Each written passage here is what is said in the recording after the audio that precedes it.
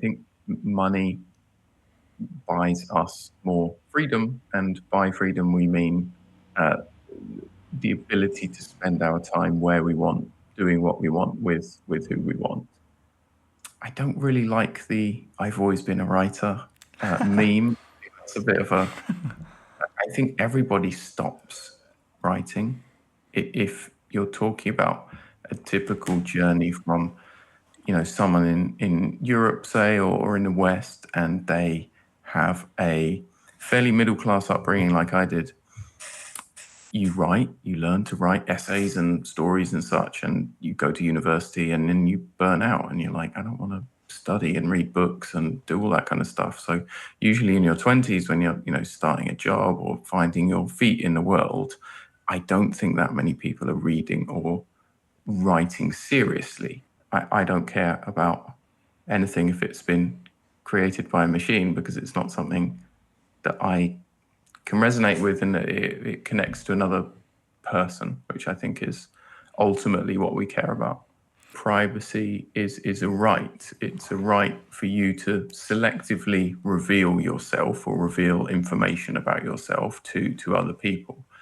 And through the erosion of that idea in the last 20 years, since 2001 and 9/11, and many, Patriot Acts were brought in and such, people's idea of that as a right has been eroded down to the point, if you say, oh, hey, I'm using a private chat, people think, oh, what are you talking about? Is that illegal? Are you talking about illegal stuff? When we should be coming at things from absolutely the other angle. If you're having a private conversation on the street, you don't want anyone to listen in, because it's for your ears and the other person's ears, and that's how we operate in the physical space. So we should also operate like that in the digital space. Hello and welcome to the show. Once again, my name is Wojciech. You can call me Woj. And hello, Phil. Nice to meet you, finally. And before we start, maybe just briefly give us like a few words from yourself. Who are you, and maybe what are your initial hopes or expectations about the podcast? Yeah.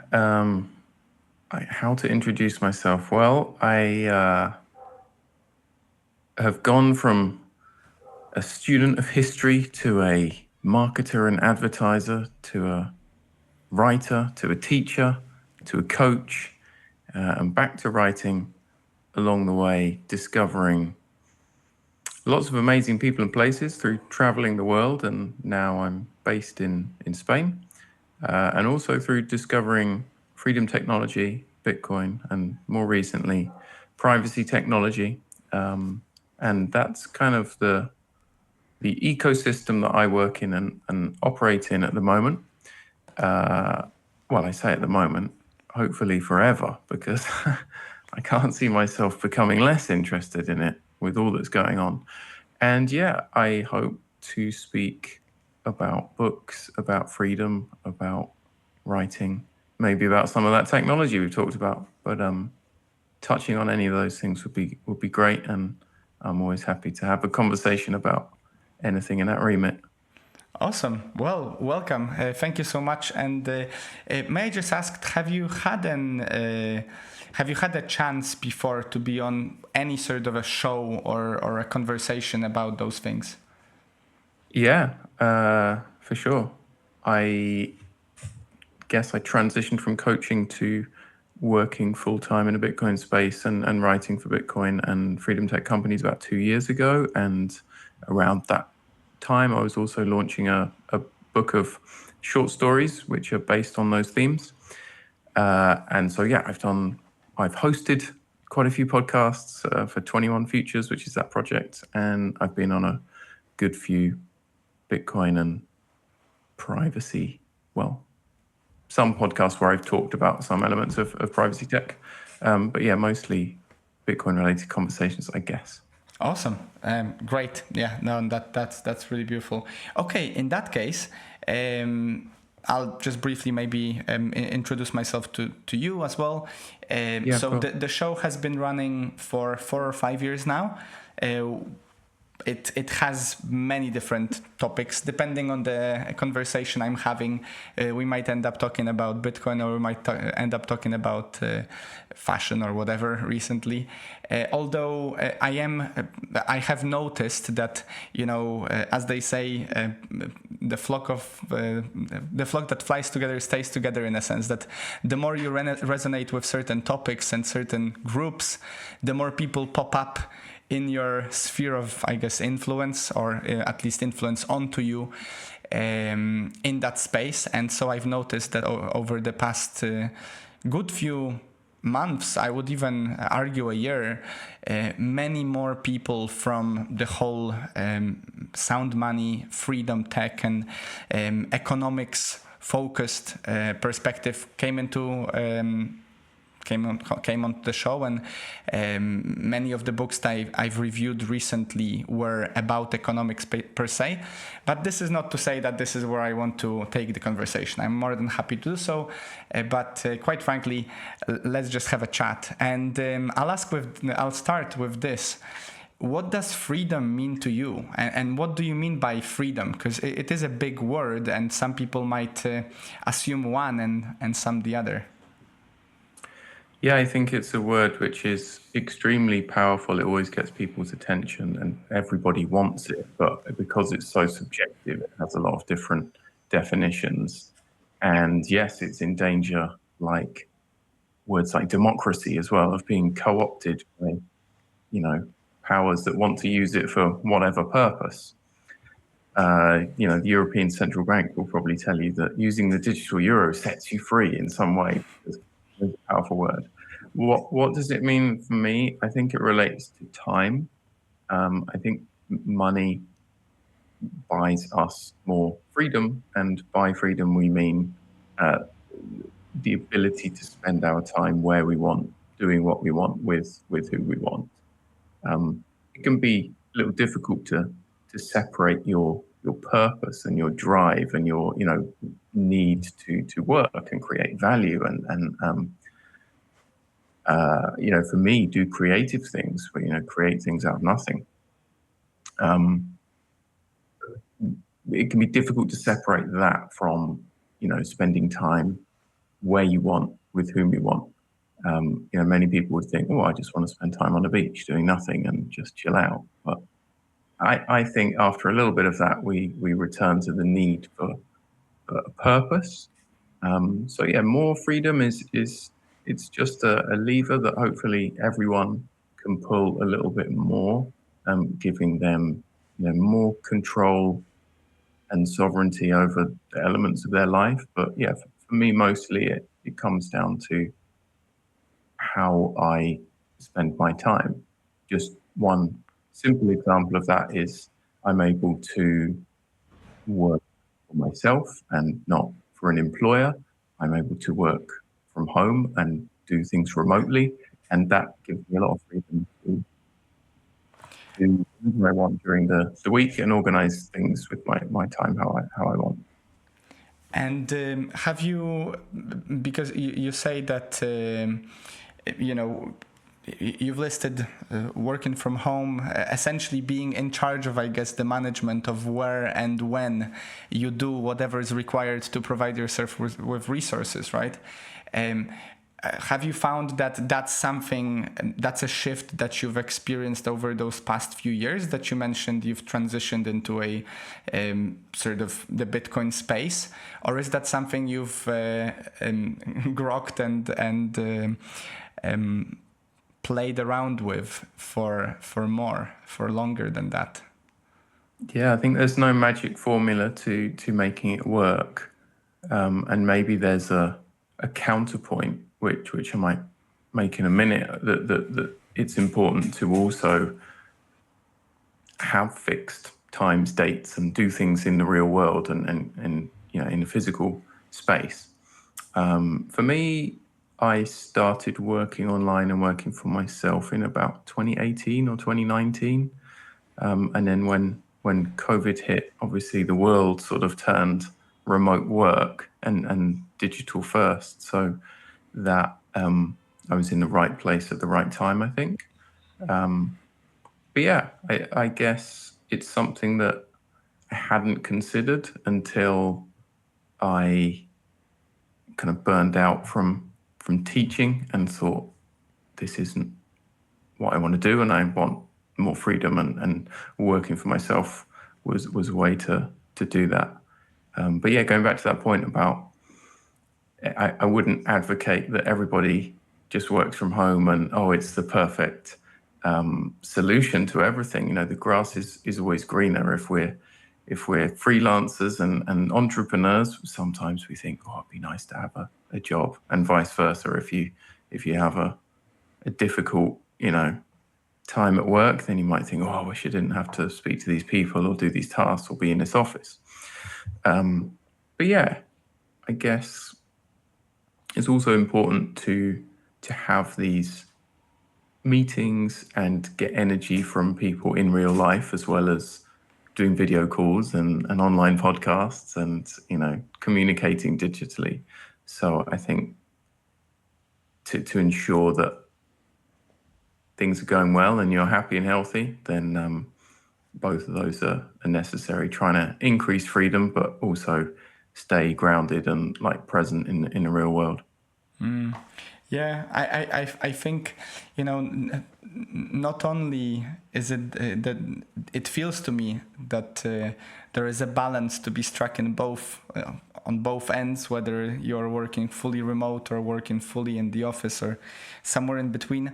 But also for myself, I find that there are times in my life when I sort of crave, as you said, that connection and the need to not only be with my wife, let's say, or maybe my immediate friends group, but maybe also attend some sort of a bigger gathering, maybe a festival, a conference, go abroad, explore, but also some periods, sometimes, usually they correlate with the winter season, when I find myself just wanting to be sat with a book, or I insist on having more online podcasts rather than in-person ones if I can, simply because maybe we're doing something at the house or stuff like that. So yeah, 100%.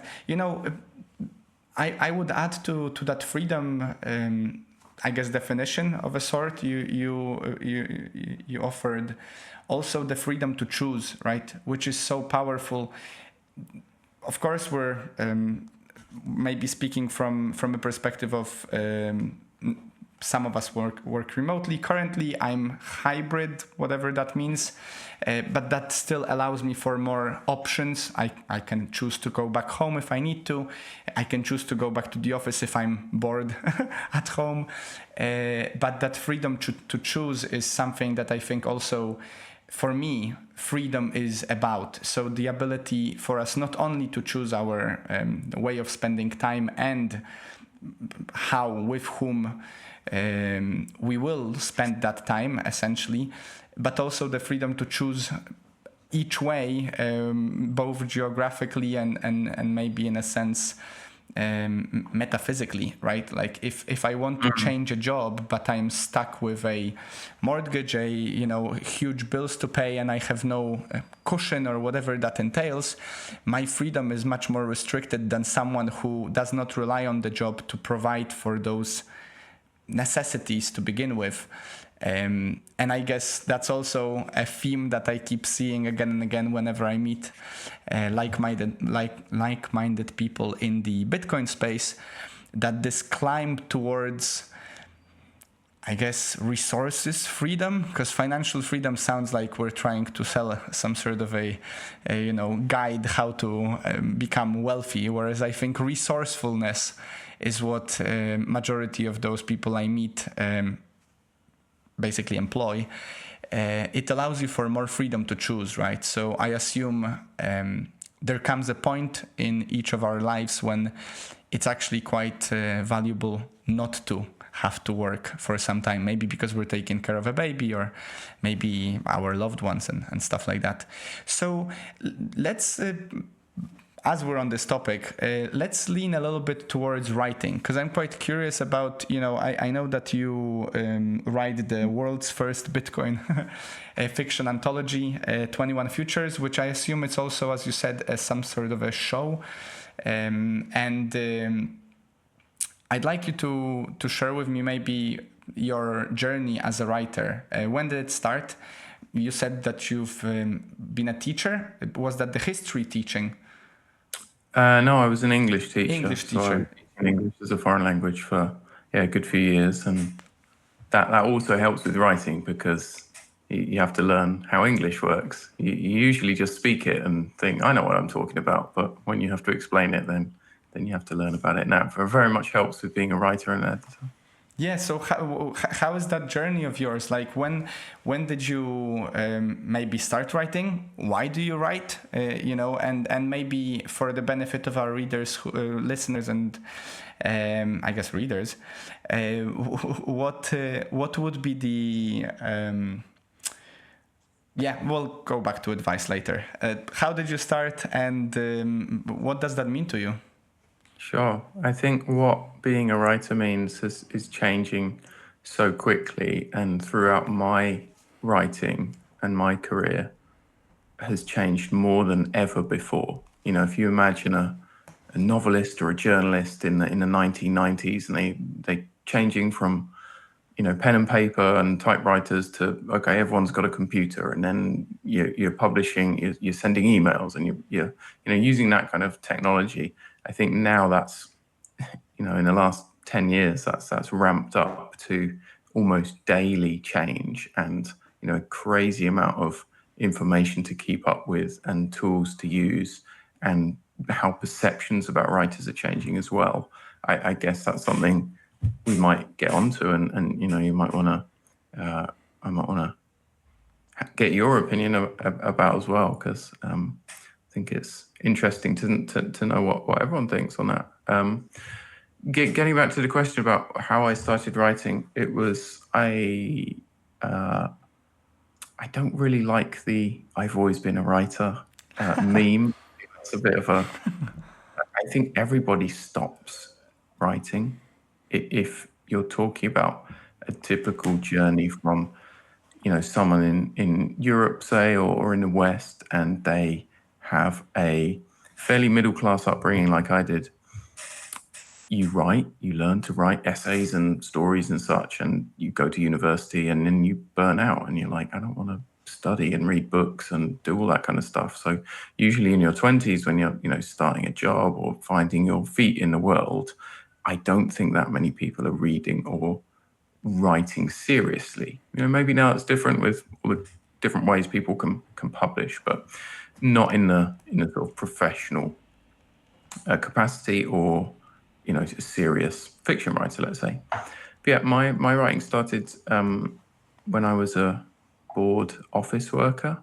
I started a blog about how terrible my job was and how everyone was all, patting themselves on the back and being sycophantic and completely see-through and greasy, which is the world of advertising. I think it kind of plays the stereotype still. And that was in the blogosphere of like the late 2000s, when, I thought I'd connect with all of these amazing people and I'd get hundreds of thousands of readers for my blog, but it didn't work out that way. Because I knew nothing about how people find websites and blogs. And I moved to creative writing. I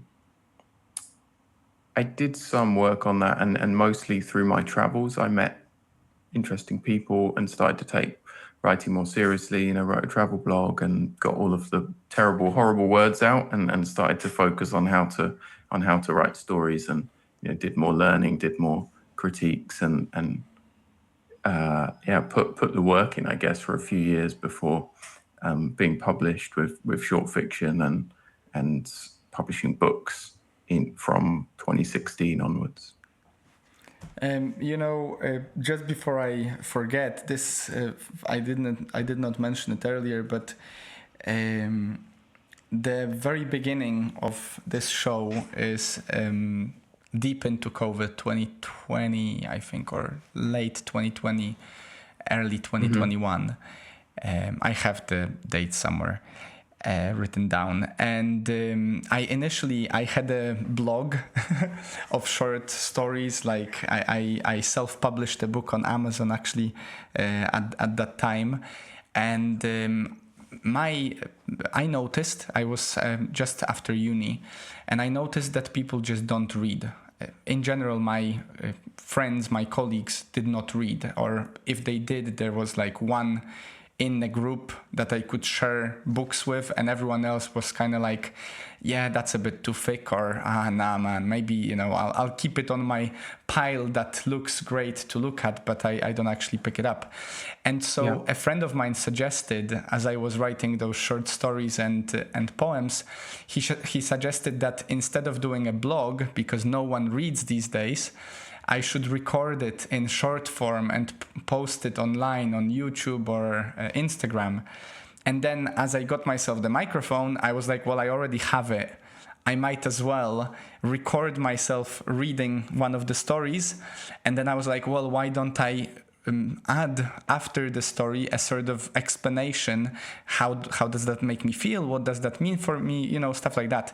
And so if you were to dig deep into the old episodes, you would see that the very first, I think, 2 or 3 seasons are reciting, which took a lot of editing to do, and then explaining what the story, what the book, whatever I was inspired by meant. And so I deeply resonate, and I think this problem is only getting greater and greater as we go, that for the most part people simply don't read. And the content sort of ingestion, in the similar way as people, unfortunately, I believe that majority of people are ingesting more and more bad stuff into their bodies. In the same way, it seems to be that we're leaning more and more into the abyss of just fast food content, essentially, right? So yeah, I resonate with that deeply, and I just took a note here, like 100%. It's a slump that I see among all of my groups of different friends, and for the most part it's just after uni that it starts. Maybe, and that's just my speculation, maybe because people are so pushed into reading for the sake of it throughout uni and education that they somehow connect it as a chore that they don't want to exercise. It stops being fun.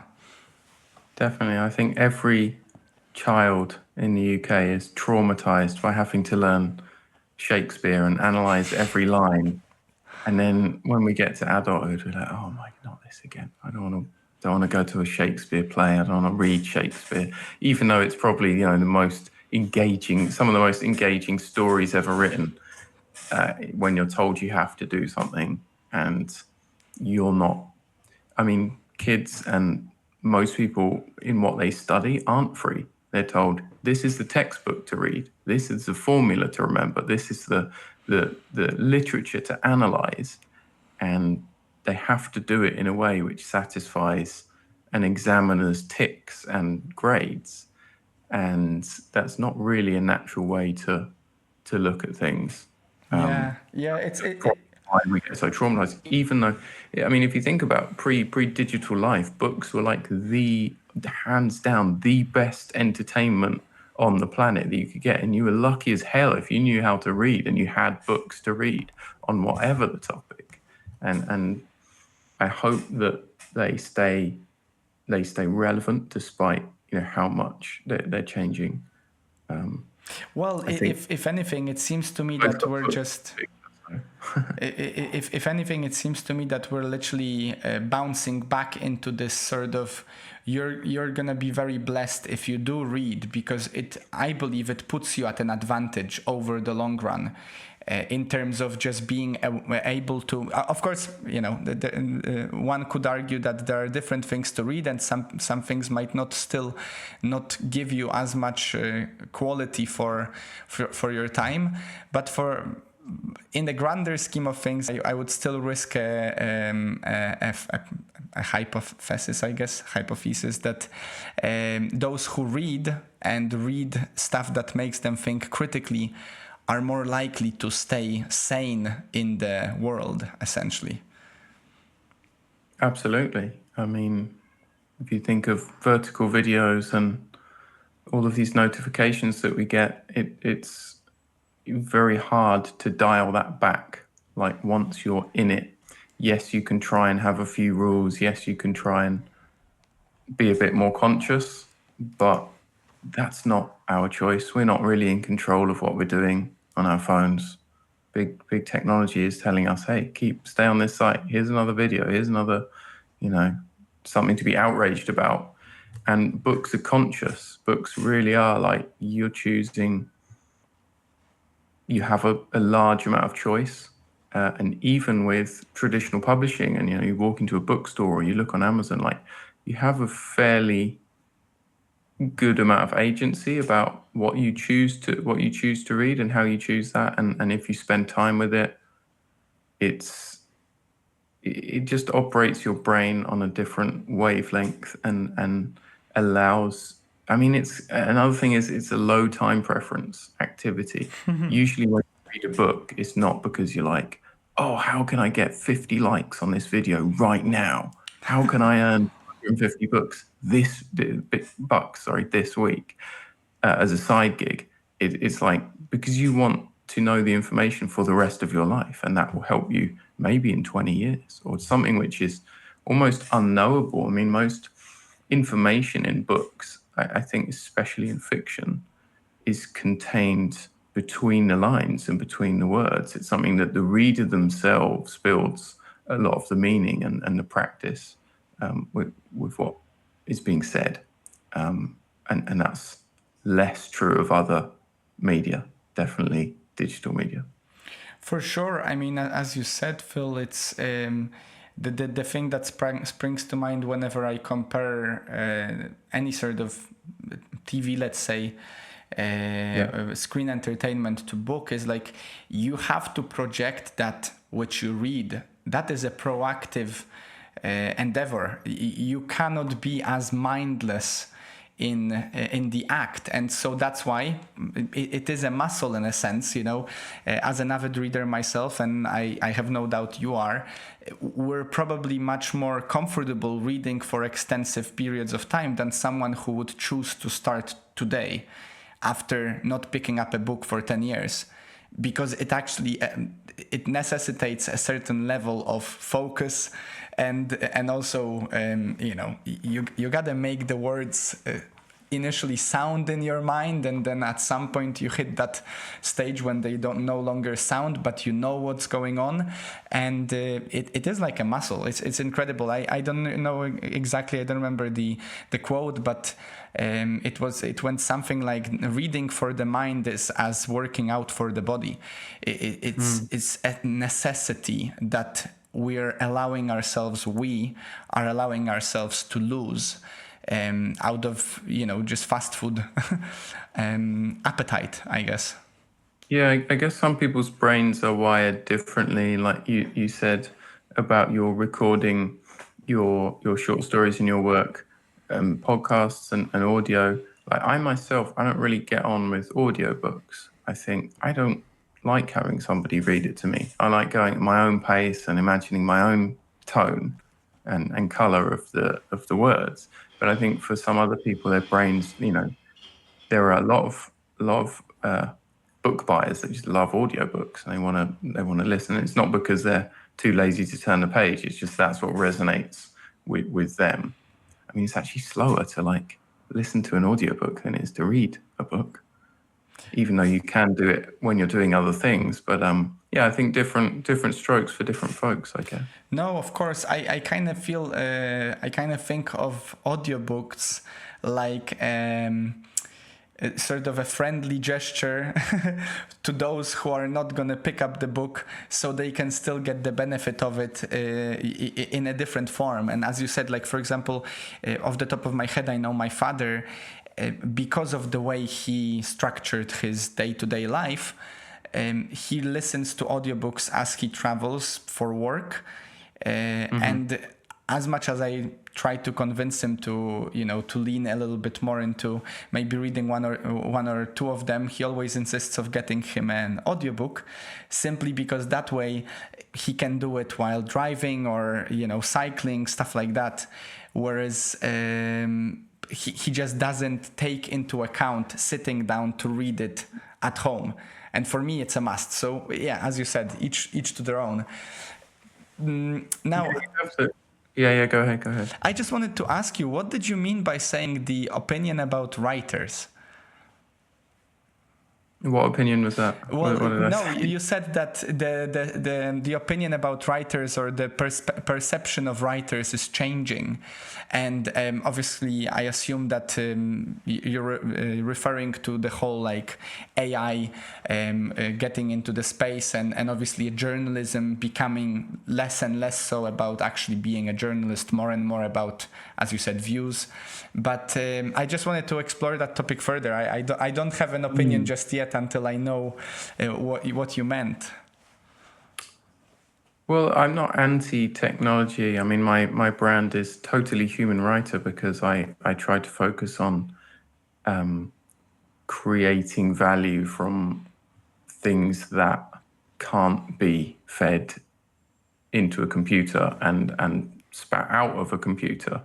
So, if you want to blog on the top 10 libertarian podcasts to listen to in 2026, then you could probably generate that with AI because all the information already exists and is out there. But if you were to write a blog about, about your story and how you used to listen to socialist podcasts maybe, and something changed in your life that led you towards seeing another path, that's interesting because that's something that can't be produced and passed from previously published, digital words.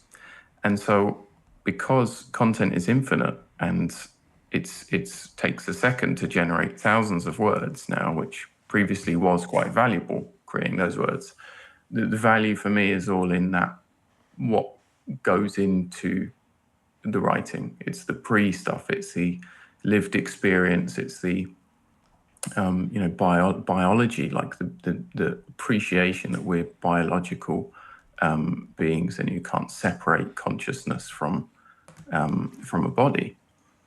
What was your question about what was the perception of writers? How's that changing? Yeah, I think there's still a glorified idea. I mean, several times a month, if not a week, I sort of say to somebody, they say, "What do you do?" And I say, "I'm a writer." And their eyes light up because it's like, "Oh, I know what that is." And they think, "Oh, great, you sit at home with a typewriter, and when your book's published, it sells 1 million copies, and you cash in, everything's great." And it's a glory story like J.K. Rowling or somebody winning a Pulitzer Prize. The reality of writing has always been a bit different in that, the workmanlike writers used to be, trade journalists or, writing copy for classified advertisements or something less sexy. I think now it's changing that people don't really understand where the value lies because they think, oh, well, if AI can create words, well, that's what you do, so you're not valuable. And that's happening in all industries. It probably happened first or near to first in the writing industry because LLMs churn out words fully formed in, content that we can see is pretty similar or sometimes better, sometimes worse, sometimes just longer and full of weird phrases than human writing. But yeah, I think it's all really in flux. And I think until everybody understands what the true value of LLMs are to them and in their industry and in their life and to the world, it will be hard to reconcile, like what does it mean to be a writer and where the value is in it. And I think the added difficulty is that technology is exponentially changing So if we said, all the computational tools that we have are going to stay the same for the next 20 years, exactly the same, well, we'd get to that consensus of like, oh, it's good for this and it's not good for that, and this is valuable and that's not. You should employ a writer for this and you should use Claude for that. But it's not. It's changing every day. So I think we're getting further away from understanding where the value is. I'm not sure how we ever reconcile that. I don't have the answer. All I can say is to use that analogy of, the sort of black box. Like AI is the black box, is the machine, so to speak, and the thing that comes out the other end, the product, you might say, is what's valuable. Most people see the blog post or the book or the whatever as, well, that's what you've made, that's what's valuable. But really the valuable thing is knowing what product to make, is knowing how to configure, not configure the machine, but what people want. What kind of product are you going to make with that machine? And that comes down to those things I mentioned about, who we are and being human. And I think I don't care about anything if it's been created by a machine, because it's not something that I can resonate with, and it connects to another person, which I think is ultimately what we care about. If anything, I resonate with that in a sense that what I'm observing, for example, in terms of in-person versus virtual space, and I think it's taken much quicker steps and advances among people that are conscious of the problems that maybe, lack of privacy online, or a lack of ability to check who's who online entails, is that and this is obviously speculation, the future is not yet here, so I don't know, but it seems to me that we are heading, with the advancement of all these technologies, we are heading towards a future in which more and more value is created and paid for in person. And yet again, similarly, this is why I resonate with what you just said. I think there will always be, and I'm pretty sure that a group of people will only become greater as we go along. There will always be value placed on this artisan, I would say, work of writing, for example, similarly to artisan work of carpentry versus IKEA, in a sense that there will be always people that value more the fact that it was the human that made it than a machine. And in the same way that we can have I could have a conference and speak publicly on a conference to 1,000 people, and they will probably want to pay a certain amount for that. I'm pretty sure people will pay more for seeing me in person, for being able to actually, be close to me, potentially shake my hand and all that. So I think it's the same trend going parallel to the digitization, that while many fall away on the wayside because they see the machine to be just taken away what they did before, there will always be a niche for those that are just doing the work of art they did before. My perspective on what you said earlier, funnily enough, I did work as a sort of creative writer and a journalist for close to 3 years in the years 2021, 2022, 2023. And it was just before ChatGPT really made an appearance, and so it's funny for me to look back and be like, wow, I stopped getting any sort of actual money from working for people, writing copy or doing interviews with people for a magazine just before. And I like to laugh that I was actually lucky that I sort of pivoted in the meantime. although looking back, I mean, whatever, that's how it went. I'm pretty sure I would be okay either way, because as you said, there definitely, for many people, there might have been a moment when they felt like, oh no, I'm gonna lose my job, and many people potentially did. But then as you see that the copy being churned out is just the same as everyone else, and as you see that it actually maybe is valuable to have someone at least check what was written, not just copy paste, throw it on the wall and see what sticks. I'm pretty sure there are still many, many active and successful writing virtuosos are out there.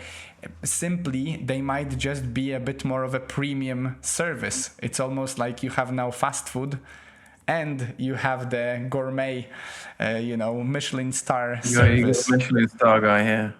Yeah, literally a Michelin star. Yeah.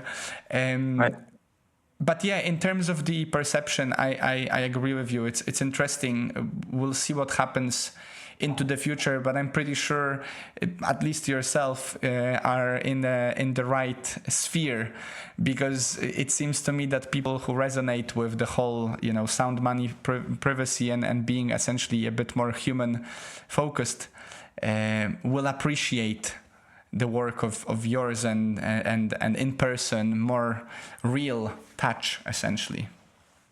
Yeah, I think so many things can be true at the same time. I like that you said, parallel, because there can be two things happening at once. The value or the speed at which people can vibe code apps and build websites can be increasing, and everyone's going nuts about how many Claude tokens they've got in a bank.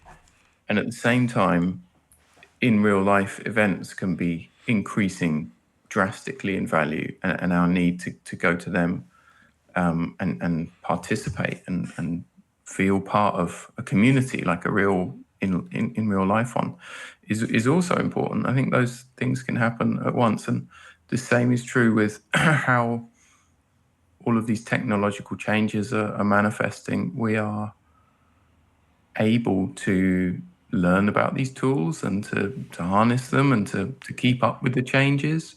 We're able to look outside of that, say, what else can we offer that these tools can't? And we're able to go back to the first principles of like, what do people really care about? Well, people, humanity, and they need to be able to trust others, and they need like a real proof that you are who you say you are, and you've invested real time and effort in things. So I think all of that's true. I'm not going to say it's easy to figure it out and to do all of that at once, but I do think most people try to sell a narrative that they've heard on a soundbite, on some of this fast food journalism, so to speak. They've seen a TikTok reel about how writers are cooked, or accountants are going to be out of a job next week, or conversely, how AI is going to revolutionize something and we're all going to be rich and not have to work. Those things can be happening at the same time, and many other narratives will come in and play out. And I think and ironically, like, that's why we need stories and narratives, because that's how we perceive the world. That's how we turn chaos into order. If we don't have that, everyone would go absolutely mad.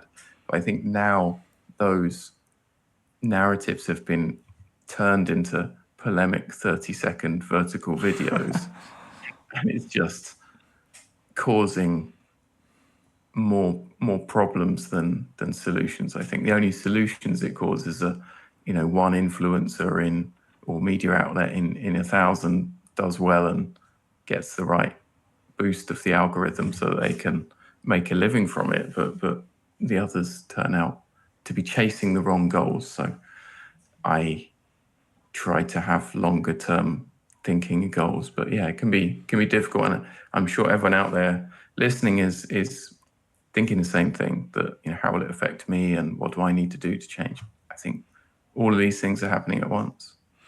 Yeah, it's interesting, like, even as you said, like, what do I what can I do to be prepared for it, or what can I do about it, um, it's so rapid, and also it's so unknown in a sense that on the daily we are learning and exploring completely new territory that it may be something that keeps me a bit more, let's say, grounded in this whenever I hear that, oh, this industry is going that way, or the world is ending on this side, is Yeah. it's but a wave, it's but a trend.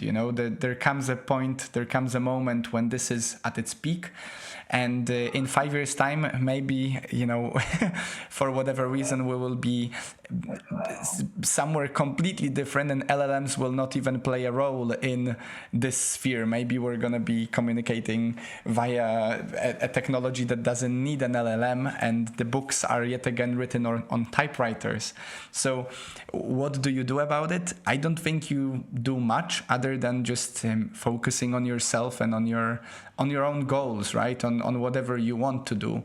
And on that front, I wanted to ask you, how was the experience for you in terms of changing the career, right? Because you said you've written before, but for real, you've focused on it in 2018, and sort of traveled the world a little bit. I guess it was both for the exploration's sake, but also to maybe learn about yourself and about your style. How was that transition for you? Was it because you've sort of planned out to give yourself a gap year or two, or did you just spontaneously quit the job, get on a bike, on a train or a plane, and started writing? Yeah, it all dovetailed, apart from that one break, which was the quarter life crisis, as I call it. I didn't coin that phrase. I discovered it, which is when you're 25, 26, and you've been working a couple of years, and you're like, is this it? You go, is this it? I have to swallow all of this corporate nonsense, go along with it, pretend to take a paycheck that doesn't really get me what I want, because we're always conditioned to want more, right? It doesn't matter what you're on. And not being able to be free, just the thought of, well, if this is it, and I'm dedicating my life to getting on a train for 45 minutes from a suburb to go into central London to, sniff everybody's farts about some advertising campaign that's, it's all lies. So anyway, that was the break that I thought, right, I need to, essentially have a gap year, do some traveling. And I took up teaching to fund that, really, and for it to maybe something in me deep down knew, well, I need to move on, transition to something else. So I didn't save up and think, oh, I have enough money to do a round the world trip and just do cool things, and then run out of money and think, okay, back to reality. For me, it was like, well, no, reality, I make my reality, I can change it. So it transitioned during that year to having amazing experiences, meeting people who changed my way of thinking, and traveling around the world doing some teaching. As for the writing part, it was mostly creative writing and fiction, and until as in that I seriously focused on and started publishing in, and then it dovetailed again from teaching to sort of online teaching and coaching of writers and writing courses about that kind of stuff. And then from that to Bitcoin and working in Bitcoin, and almost going full circle of telling people what to write to doing it myself. Often people do that the other way around. They say, hey, I've been a successful copywriter for 12 years. Now I'm going to teach you how to do it. Pay me for this course. And I kind of did it the other way around, but I'm much happier delivering words and essentially swapping my time for money and focusing on my own goals than trying to do something which I felt was never really me, which was, building like a digital empire. Wow, that's a yeah, that's a nice way to put it. Digital empire. What can you give me like maybe one or two examples of what was so revolutionary about the way you've seen the world after meeting those people initially in that quarter life crisis era?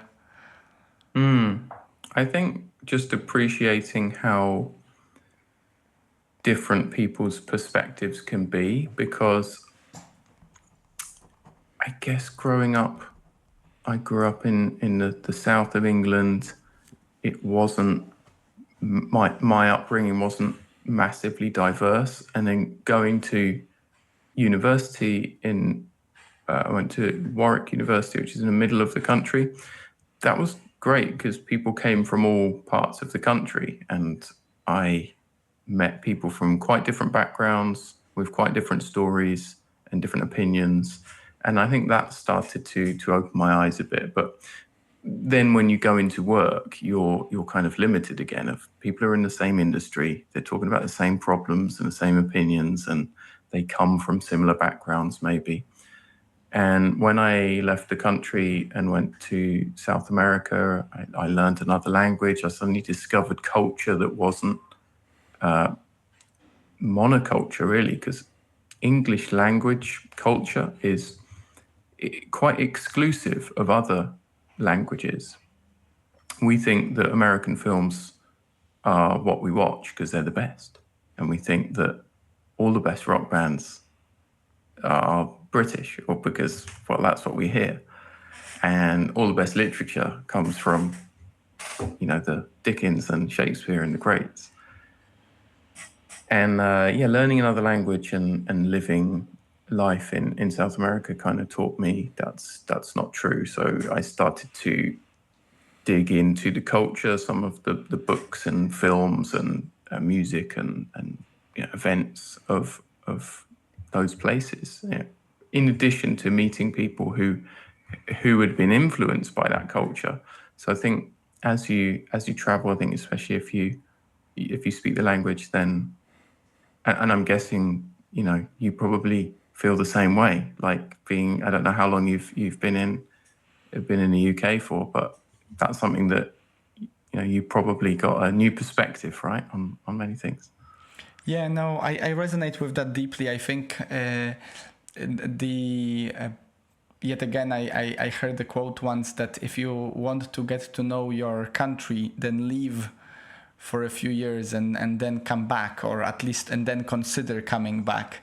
And yeah, I've been in the UK for the past 10 years on and off. I've been away for 1 year in Kuwait, which was like a blip in the glitch in the matrix. But I've been here for the past 10 years, and I'm actually on the cusp of going back, which is also an interesting experience in a sense of like I've never actually lived as an adult in Poland, so that's going to be interesting. But my wife's from Poland. We have some horse and some stuff there, so she insisted that I move back essentially. But you'll finally get to know the UK because you'll leave. yeah, right.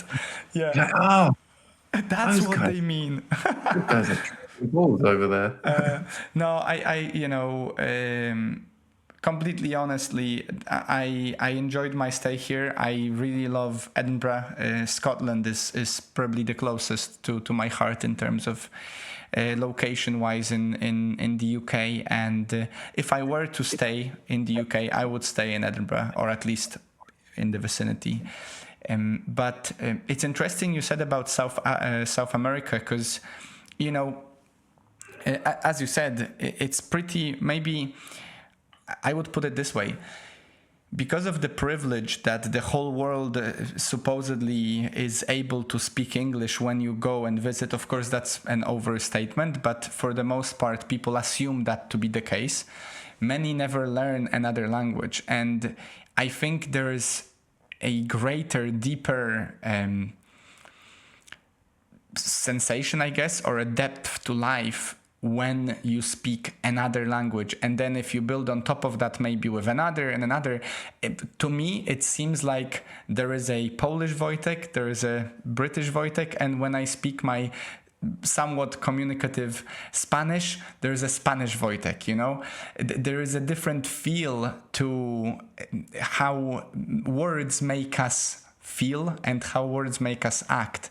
And so even for the benefit, even if you never leave, and this is, you know, a message to our listeners who are stuck in their one language life, even if you never leave, learning to be fluent or at least communicative in another language might just be what you need to see a different perspective, because it's just a different way of expressing, and obviously expression is what gives life to our experience, right? So it's just really interesting to me that you ended up as well in a Spanish speaking, because that's such a different.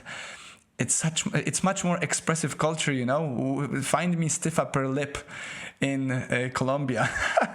it's just a completely different vibe. So beautiful stuff. Is that why you're in Canary Islands now? Did you fall in love with the culture so much you never gone back? No, I think all foreigners that live in the Canary Islands, if they give you any other reason for being there apart from they had to move there for family reasons or because of the great weather, they're lying. Like, you know, Canarians always want to ask people, oh, do you love the culture here? Not really. It's the sun. It's a great sun, beautiful weather, nice landscapes. It's just a very fortunately located archipelago that, you know, is a great place to live.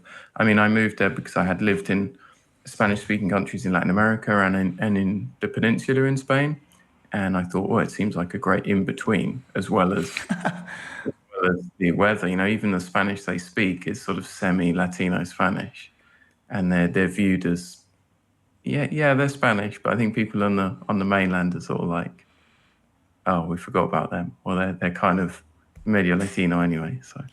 So it's a location as well for you to travel as a sweet spot between many continents, I guess, right?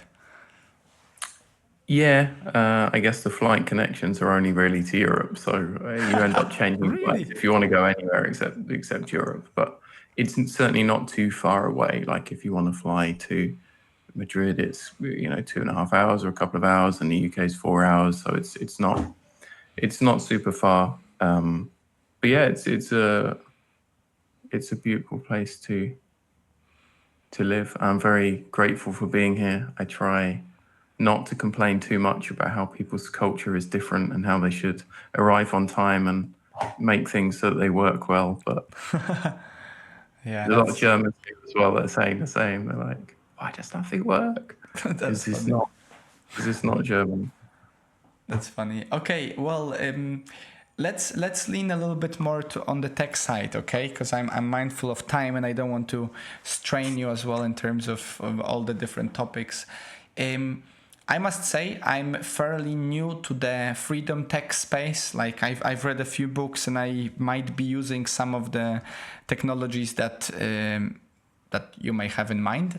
But let's start with the basics. How did you come into that space? What does that mean to you?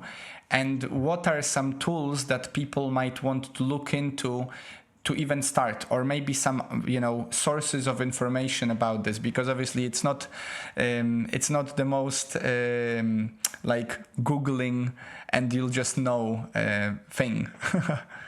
Yeah, of course. Well, I think first and foremost, it's important to say that privacy is a right. It's a right for you to selectively reveal yourself or reveal information about yourself to other people.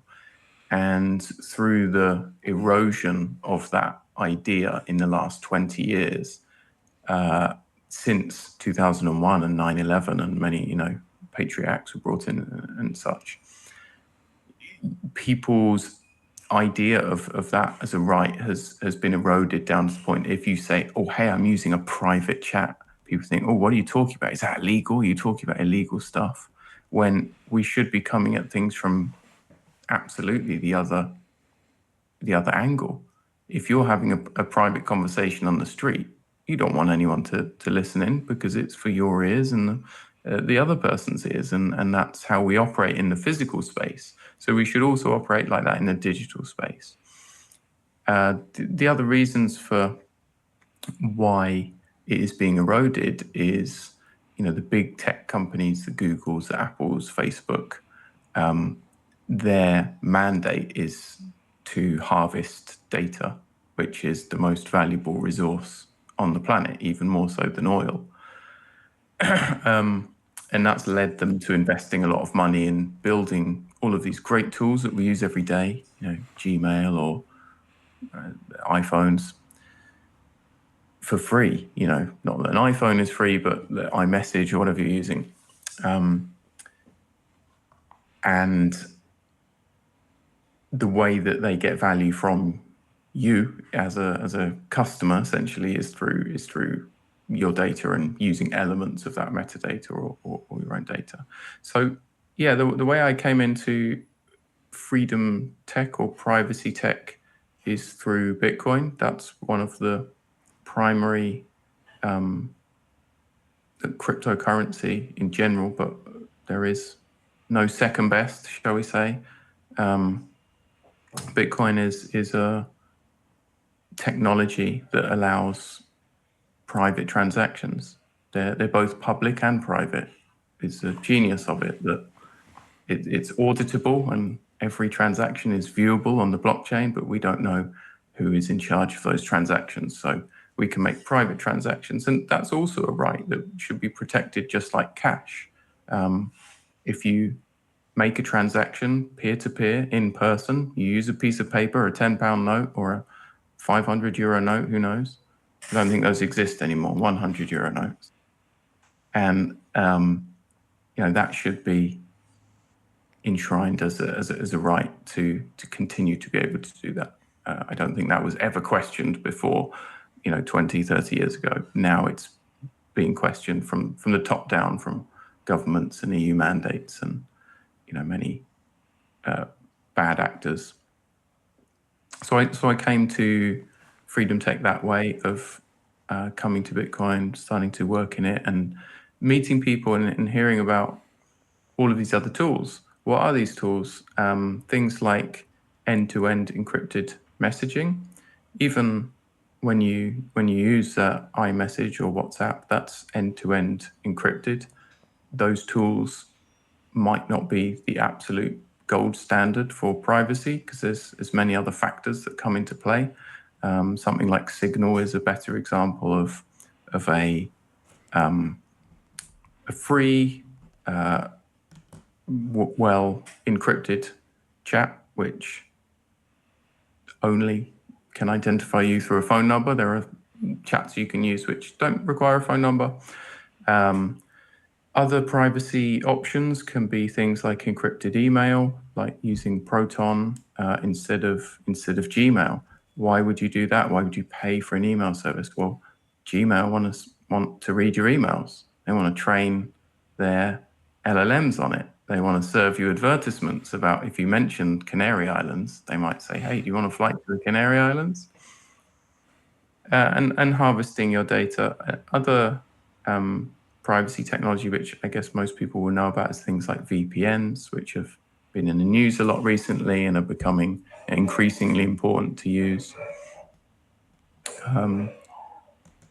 Many others as well. But I guess those are some of the basic angles of why people should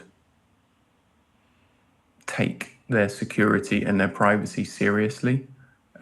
It takes more work than just logging into WhatsApp or Google, because we're all used to that, and most people use those services. It can be, you have to pay the real cost up front if you want to use a service, unless something is open source. And then where does that funding come from? We have to pay a real cost for that as well. So it's a switch in mindset. It can be, more buggy or glitchy, more difficult to use. But I think if you object to the idea of somebody scanning your messages, and by somebody I mean the state or a private company having access to that, if you have an objection to somebody telling you what to spend your money on, or what you can't spend your money on, or how you should spend your money, or seeing every transaction that you've made, then you should strongly consider looking up more about privacy technology, and using some of the tools that I've mentioned to make yourself more private. There are various different sites I could mention, but privacytools.io is a quick example which gives you alternatives to all of our typical digital life, right? Like, could be storage, like Google Drive, or it could be alternatives to YouTube that makes you log in and serves you with adverts. It could be, as I said, VPNs, other things like browsers, which are more private or don't track you so much. It's yeah, I hear you, and I've just been taking notes here for the benefit of our listeners. I'll put them, I'll put some links below. Something that popped onto my feed lately as well is that BTC Sessions are starting this new Sovereign Sessions channel, which I bet, I don't think they started just yet. It's August, I think, scheduled, but I think that's also a place where I'll point people into the future to. Definitely. Ben Perrin's tutorials are great, and I think it's fantastic. He's leaning into that, and it's not because Bitcoin is boring or Bitcoin is dead. It's because expanding on that concept is really important, and leading more people to knowing how to use it. I literally just used his tutorial to install Graphene OS, which is like an alternative phone operating system to Android. So he's doing great work, and recommend people check out that as well. 100%, yeah. BTC Sessions, definitely, and I'll put the link below as well. I like how you framed it, that for time immemorial, obviously we don't know what exactly happened before we were here, but it seems to me that for a very long time it was just a thing. You had cash, and whatever you wanted to do with it, you could just do it. You were sat at the pub, and whatever you said to your mate, as long as no one else heard you, that was just between the two of you. And with the advent of technology, suddenly this idea of being able to be private about your life got flipped on its head, that you're somehow suspicious if you want to be private, and there is an assumption of guilt simply by the idea, right? Like, I even find myself sometimes. I recently managed to convince my family, although they are, I can see every now and then my mom sending a message or like a photo on WhatsApp instead of Signal. I did manage us to switch, so we have a family chat in Signal, but even now, and I'm pretty sure with my mom and my dad, I'm pretty sure it's gonna be a good few years still. They don't see it as in any way, shape, or form an aware, conscious, beneficial choice. They just wanted me to kind of fuck off. And they're like, okay, let's just do it. He keeps nagging us about it, like, whatever, you crazy, kid, let's just do it. Because and I think it applies to many more areas, right? There is this assumption that big companies and governments are all on our side, and they're all doing their best to make our life better. And so there is it's somehow being perceived as a suspicious topic to even consider. Like, is it really that great for you to have to scan your ID to go online? Well, you already scanned your ID to go to the store. Okay, I mean, there's always this, you've already done this, so why don't you do this, right? You've already done the job, why don't you do the second one? I think that the governments and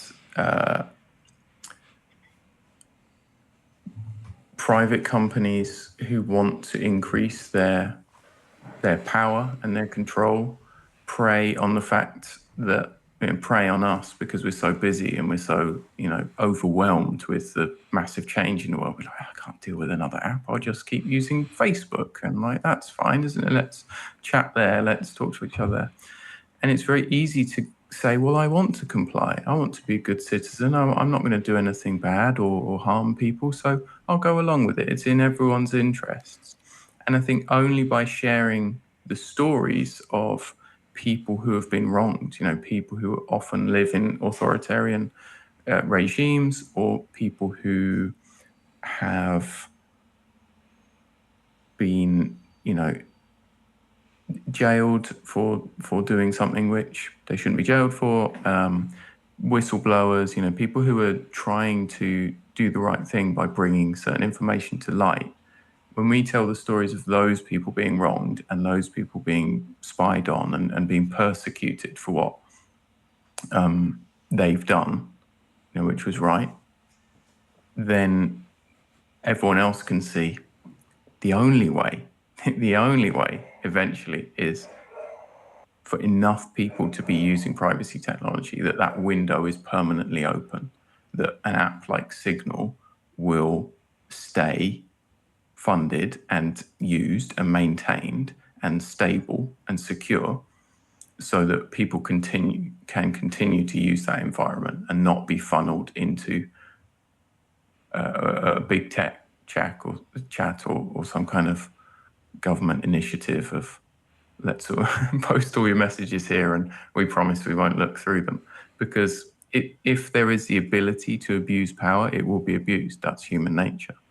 I don't think it's because anyone who becomes an elected official or a politician is a bad person. They have good intentions, but what are your incentives when you're in that position? Well, it's to protect yourself, to protect those around you, and to maintain or increase your power and influence. And I think we all adhere to that. So that's why privacy tools are so essential, because if they are impossible to break, impossible to co-opt, impossible to hack, then they remain available for people who want to remain private to use them, which is the ultimate threat to the other system, which is everybody is in a digital panopticon where everything is visible.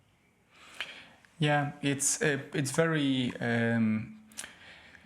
It seems to me that maybe apart from those few, I would argue maybe 5% has this need for exploration and likes to look under every rock and somehow encounters these things. It seems to me that this shift that we're witnessing, and I am witnessing it because I'm a part of it in a sense. So I observe, we focus on a certain area, and so I think it's so obvious that Bitcoin is there, right? Whereas basically 9 out of 10 people I talk to on a daily basis have no clue whatsoever about it, and they don't want to know.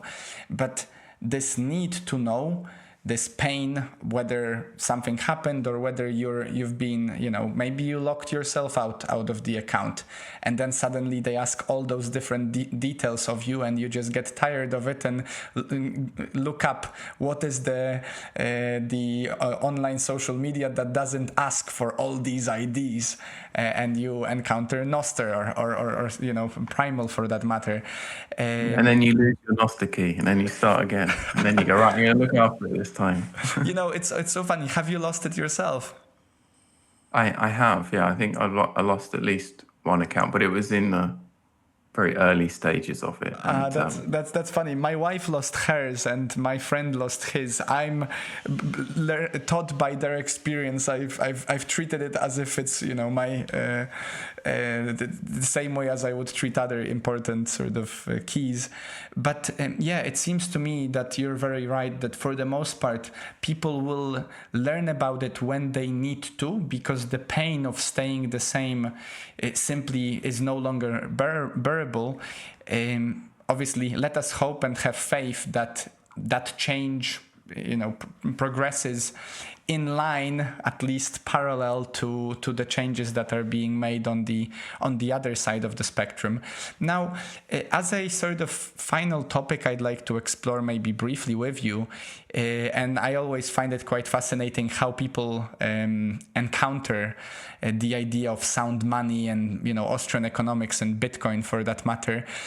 Can you share a little bit about did you have a crazy friend, or did you just are you the crazy friend? I had a crazy client, and now I'm his client. Does that make sense? Yeah, sure. He was a writing client of mine. I was helping him with his writing, which happened to be about Bitcoin. And he runs a publishing house called Consensus, with a K, that put out lots of Bitcoin books, Bitcoin translations. And after reading some of these books that he sent to me, he just said, "Oh, I should read this." And of course, I was asking him about all of these different terms and wasn't that open to learning about money and technology and how it all works and what it is.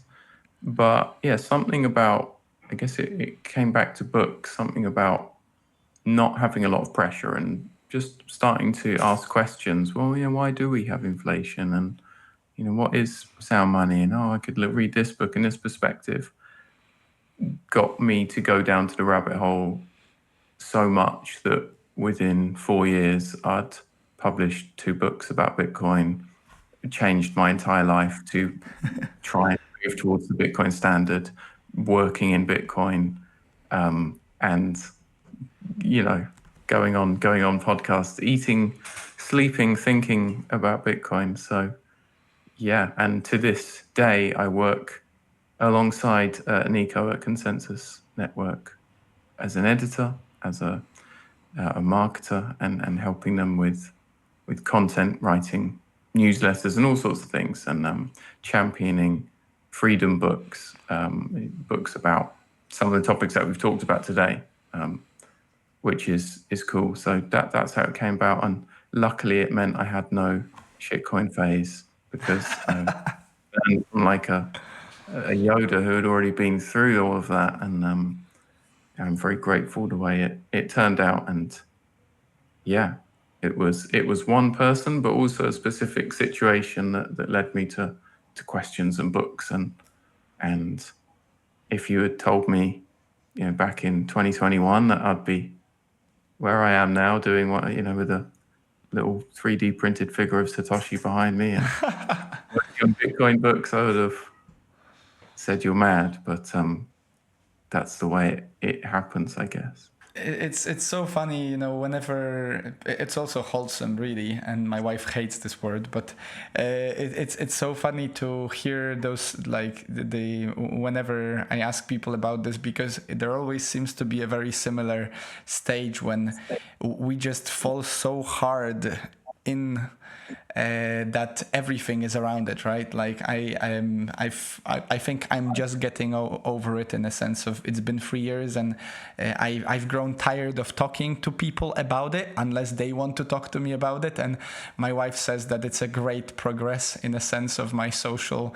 entertainment at party. I'm no longer the obnoxious, constantly wanting to talk about Bitcoin guy. But it's really interesting you said, because it reminds me of a story I heard recently that a guy was doing some housework for a friend of mine, and a friend of mine runs courses, right, about certain topic. and he simply invited the handyman to come to one of the courses if he wants to. And out of the courtesy, because it was his client, the guy showed up. And now the guy is like one of the biggest people in that sphere doing the courses himself and stuff. So it's interesting how out of courtesy you picked up the book. You're like, okay, well, I'll give it a chance. I'll read it. I read books, so why not? And here you are, which is beautiful. I think that's a proof of work as well, in a sense of it's always a good sign if whatever is being shared turns out that the other person is willing to share it forward.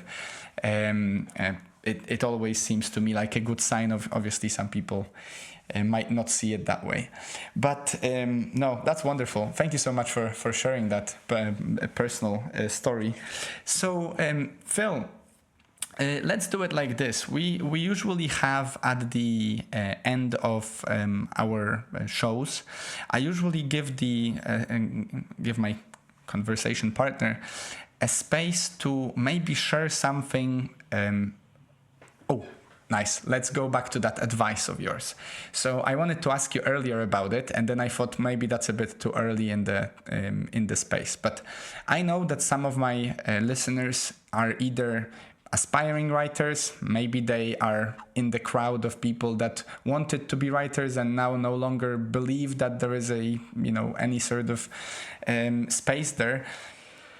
Could you share with us some advice, or maybe just a pat on the back kind of encouragement in terms of if someone is considering this as a space in their life, whether part-time or maybe making it a full-time profession, what would you say to that person? My main advice, and I think all the typical advice stands true. All the advice that you can get from a How to Write Well book, that you should take courses, that you should, join a critique circle and look at each other's work, that you should write what you want and not write for money or write to be published. I think all of that stands true. I think in the age of AI and where we are now, I would say my main advice is focus on personal matters, things which you have experienced, things which are your opinions, things which only you can write. Because if you try and say, hey, I want to be a copywriter for software, not only do you face a steep learning curve and a lot of human competition, but you face a competition of all the published words that are out there that can be reorganized and put out by computers. So focus first on that personal writing, your personal experiences, and as you develop, that can move into the human side of writing. You can expand that to, if you are writing about software, why should people care? They care because people use software, and software helps people, and it solves problems which will resonate with future users if you can share those problems well. And I think that as a previous copywriter, right? So write what you care about, what you love, what you want, make it personal, and do all of the usual 10 years of hard labor of learning how to write well, and you'll be fine. That's wonderful. And do you, I didn't get to ask that earlier, so as a bonus, do you then also abstain from using any or majority of the tools out there to polish or improve your work, or do you just use them sparingly to a certain degree? Yeah, I don't use AI to create words or to really change the words I've written. I would use it to quickly check something for errors. It might find inconsistencies. So I think what AI is good for is good for passing large amounts of text. Like if you feed it a book and say, are there any arguments that contradict each other? It might say, yes, here you go. And it can read the 100 pages in 5 seconds. It can also be good for generating ideas. One thing I'd like to use it for is asking you questions. So if you're coming up with an idea for a piece, you could say, ask me 10 questions about this character, because it's helping you to shape that. And it can be a sparring partner in that way. Yeah, certainly for fiction, I wouldn't use it too much. And for content writing and copywriting, yes, it could be useful to check things. But I think if you start from a place of prompting, you've gone wrong, because you're not creating the value yourself. And therefore, what are you doing? You should be either writing something different or leaving that to the computer to do itself. So yes, always start from a place of the value that you can organize and create and input. I see. No, that's wonderful. It's very much so in line with what you said earlier, that essentially you're focusing on the input yourself, and then whatever you're working with in the process, you've already created that. Now maybe, as you said, it's incredible for checking hundreds of pages and not being tired and on a fourth cup of coffee trying to figure out whether that is what you said 4 chapters earlier. So yeah, no, wonderful. Well, Phil, thank you so much for showing up, for being with me today, and for sharing both your stories and a little bit educating essentially myself and my audience about the whole freedom tech exploration. I think it's very much in line, as you alluded earlier, with our times. So it's an essential topic, let's say. So thank you so much for joining the show, and who knows? Why don't we do it another time in the near future and see whether our predictions or lack thereof worked? Everything will have changed. Everything will have changed in 2 months. So by the time this episode goes out, there'll probably be some new kind of super tool which renders everything obsolete or not. But yeah, thank you so much for your questions and thoughts as well. It's been great chat, and good to speak with another writer, book lover, freedom seeker, and thanks for having me on. Thank you so much.